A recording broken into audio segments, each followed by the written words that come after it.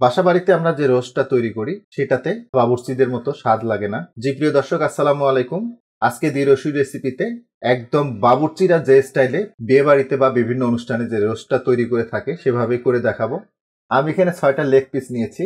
চিকেনগুলোকে দেখুন আমি একটা স্ট্রেইনারে নিয়েছি।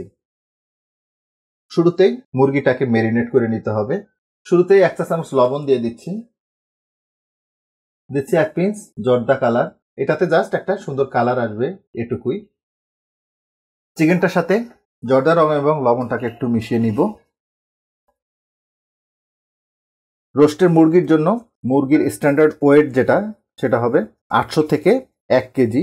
দ্যাট মিন্স এটা কেটে নেওয়ার পরে এক একটা মুরগির ওজন হবে 800 গ্রাম থেকে 1 কেজি পর্যন্ত। বাস, চিকেনগুলোকে আমরা 20 মিনিটের জন্য রেস্টে রেখে দিব। তো এরই ফাঁকে স্পেশাল একটা মশলা তৈরি করে নিব, যেটা বাবুর্চিদের একদম সিক্রেট একটা মশলা। এটা অনেকেই বলে, অনেকেই বলে না।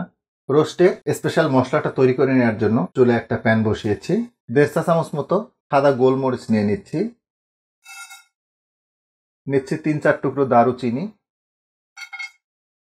4টে এলাচ, 4টে লবঙ্গ, অর্ধেকটা জয়ত্রী এবং 1/2 চা চামচ পরিমাণ শাহজিরা বা শাহি জিরা। সবগুলো মশলা জাস্ট একটু টেলে নিতে হবে, জাস্ট গরম হবে এরকম। এটা হয়ে গেছে। এখন এগুলোকে গ্রাইন্ডারে গুঁড়ো করে নিব। চিকেনটাকে ভেজে নিতে হবে, আর এর জন্য একটা প্যানে পর্যাপ্ত তেল নিয়ে তেলটাকে খুব ভালোভাবে গরম করে নিয়েছি। এই ব্যাপারে একটু বলে রাখি, রোস্টের যে চিকেনটা ফ্রাই করে নেবেন তার আগে তেলটাকে খুব ভালোভাবে গরম করে নেবেন। একদম ভালোভাবে গরম হয়ে যাওয়ার পরে দেন চিকেনটা দিয়ে দেবেন।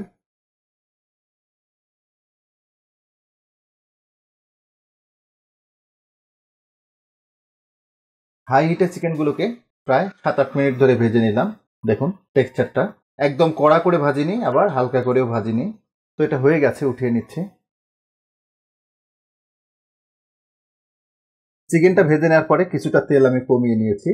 এখানে নিয়ার অ্যাবাউট 1/2 কাপ মতো তেল আছে। দিচ্ছি 2 টুকরো দারুচিনি, 4-5টা এলাচ, 4-5টা লবঙ্গ এবং 2টো তেজপাতা।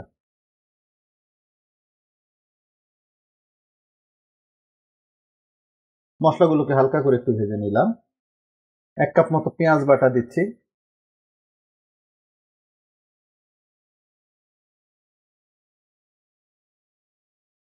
এখন এখানে দিচ্ছি 1 চা চামচ মতো আদা বাটা এবং 1 চা চামচ মতো রসুন বাটা। আদা, পেঁয়াজ এবং রসুনটাকে খুব ভালোভাবে ভেজে নিতে হবে। মিডিয়াম হিটে পেঁয়াজ, রসুন এবং আদা বাটাটাকে 5-7 মিনিট মতো একটু ভেজে নিলাম। এগুলো ভাজা হয়ে গেছে। জাস্ট 1 চা চামচ মতো শুকনা মরিচের গুঁড়া দেব, 1 চা চামচ জিরার গুঁড়া এবং 1 চা চামচ ধনিয়ার গুঁড়া। লবণটা আমরা একটু পরে ব্যবহার করব। শুকনো মশলাগুলো যাতে পুড়ে না যায় একটু পানি দিয়ে দিব। 1/2 কাপ মতো পানি দিয়ে দিলাম। 5-6টা কাঁচামরিচ দিয়ে দিচ্ছি। দিব 5-6টা মতো আলু বোখারা। 1/2 কাপ টক দই দিয়ে দিব। খেয়াল করুন এই পর্যায়ে চুলার জালটাকে কিন্তু আমি একদম লোতে নিয়ে আসছি। এর মেইন কারণ আমরা টক দইটা দিয়েছি। টক দই দেওয়ার পরে কোনো অবস্থাতেই চুলার জাল হাই রাখবেন না, এতে করে টক দইটা ফেটে যাবে, টেক্সচার একদমই বাজে আসবে। টক দইটাকে মশলাগুলোর সাথে মিশিয়ে নিলাম। এখন টক দইয়ের টকটাকে ব্যালেন্স করার জন্য এখানে একটু চিনি দিতে হবে। জাস্ট 1 চা চামচ মতো চিনি দিচ্ছি।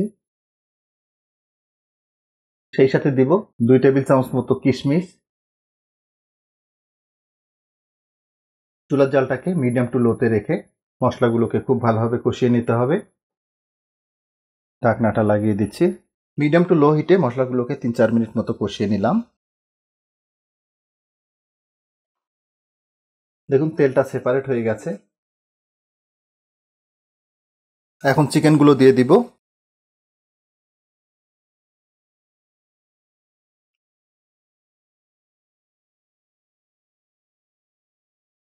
চিকেনটাকে ম্যারিনেট করার সময় আমরা লবণ দিয়েছিলাম, এজন্য লবণটা বুঝে দিতে হবে।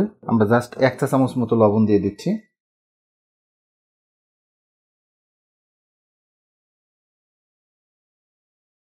এখন এতে দিব বাদাম বাটা। কাজু বাদাম এবং কাঠবাদাম একসাথে আমি বেটে নিয়েছি। তবে হাতের কাছে যদি কাজু বাদাম বা কাঠবাদাম না থাকে সেই ক্ষেত্রে নর্মাল যে চীনা বাদাম সেটা ব্যবহার করতে পারবেন। আমি জাস্ট 1.5 টেবিল চামচ বাদাম বাটা দিয়ে দিলাম। ঢাকনাটা লাগিয়ে দিব আর চুলার জালটা মিডিয়াম লোতেই রাখবো। মিডিয়াম টু লো হিটে রোস্টটাকে প্রায় 8-10 মিনিট মতো আমি কষিয়ে নিলাম। তবে অফ ক্যামেরায় 2বার করে নেড়ে দিয়েছি। দেখুন খুব চমৎকার একটা কালার চলে আসছে অলরেডি, পাশাপাশি তেলটাও ছেড়ে দিয়েছে। চিকেনটা কষিয়ে নেওয়া হয়ে গেছে। জাস্ট একটু পানি দিয়ে দিব, অনলি 1 কাপ মতো গরম পানি দিলাম। এই পর্যায়ে শুরুতে যে স্পেশাল মশলাটা তৈরি করে রেখেছিলাম সেটা দিয়ে দিচ্ছি।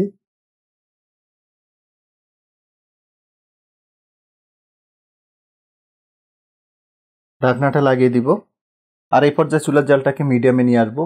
মিডিয়াম হিটে রোস্টটাকে জাস্ট 5 মিনিট মতো রান্না করে নিব। মিডিয়াম হিটে রোস্টটাকে জাস্ট 5 মিনিট মতো আমি রান্না করে নিলাম। সুন্দর একটা কালার চলে আসছে অলরেডি। রান্না অলমোস্ট ডান। শুধুমাত্র এই যে গ্রেভিটা, এই গ্রেভিটার থেকে তেলটা সেপারেট হতে হবে। তো তার আগে আমরা এখানে একটু ঘি দিয়ে দিব।